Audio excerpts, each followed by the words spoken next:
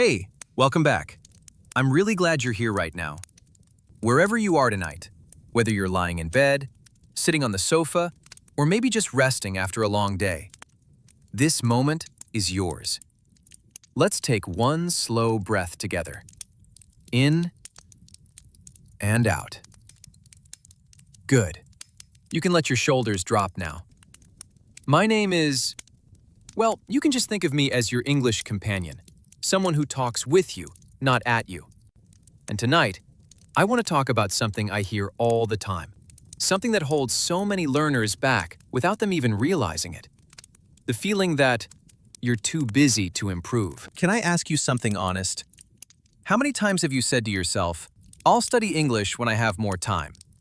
Maybe last week. Maybe last month. Maybe for the past 2 years. And do you know what happens? That more time never really comes. You wake up, you go to work, you come home, you eat, you rest, and somewhere in between all of that, English is waiting. Quietly. Does that feel familiar? If it does, then this episode is for you. Here's the thing. Being busy is real. I'm not going to tell you it isn't. You have a job, maybe a family, maybe school, maybe all three. At the end of the day, you're tired. Genuinely tired. And the last thing you want is to sit down and study grammar. You know what? That makes complete sense. Traditional studying, the kind with textbooks and exercises, it takes a lot of energy.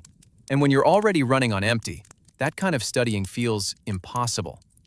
So instead, you do nothing. And then you feel guilty about doing nothing.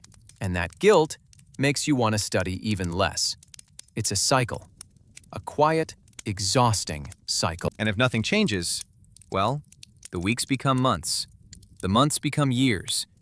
And one day you look back and realize your English is exactly the same as it was 3 years ago. Not because you're not smart enough, not because English is too hard, but simply because life kept moving and English got left behind. And I don't want that for you. I really don't. So why does this happen? I think the problem is the way we imagine learning. Most of us grew up thinking learning means sitting at a desk with a book and a notebook and a teacher. If it doesn't look like that, it doesn't count. But that's not true. The brain learns in tiny moments, over and over, every day. Think about how you learned your first language. You didn't study it, you lived it. You heard it at breakfast, on the bus, while washing dishes, before bed. Small moments, repeated every day. That is how language actually grows. Real-life example. Imagine your commute takes 20 minutes. You sit on the bus, phone in hand, scrolling through social media. What if, just 2 or 3 times a week, you listen to an English podcast instead? Not to study, not to take notes, just to listen. That's it. That already counts.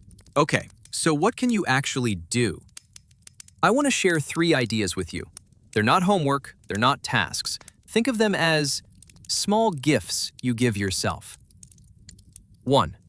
Micro-listening. Use the time you already have. You don't need extra time. You need to use hidden time. Cooking dinner? Play an English podcast quietly in the background. Washing your face? Repeat 3 English phrases to yourself. Walking to the bus? Listen to 1 short video. 10 minutes hidden inside your day is still 10 minutes of English. 2. 1 sentence before sleep. Right before you close your eyes, say 1 English sentence out loud. Just 1. Something simple, like, "Today was a long day, but I made it." Or, "I'm proud of myself for listening tonight." This trains your brain to think in English without any pressure. And the last thing you hear before sleep, your brain actually remembers. 3.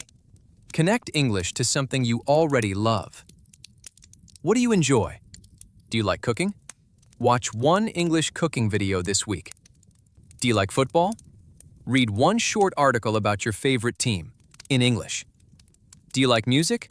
Look up the meaning of one song you love. When English is attached to joy, it doesn't feel like work anymore. And when it doesn't feel like work, you actually do it. All right, let's practice together now. I'll say a sentence. You say it after me.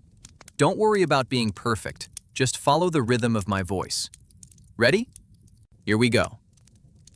I don't have a lot of time, but I have enough. Repeat. I don't have a lot of time, but I have enough. Every small step is still a step forward. Repeat. Every small step is still a step forward. I am learning, even now, even tonight. Repeat. I am learning, even now, even tonight. You just did that. That was real English coming out of your mouth right now. That counts. That always counts. Before you drift off tonight, I want to leave you with one thought. You don't need more time. You need smaller steps. 5 minutes today, 5 minutes tomorrow. Not because you have to, but because you want to. Because somewhere inside you, there's a version of yourself who speaks English confidently. And that person is built one small moment at a time. So don't wait for a perfect day. Don't wait for a free weekend. Start with tonight. Start with this. You're already doing it. Sleep well. You did good today. And I'll be here whenever you're ready to listen again.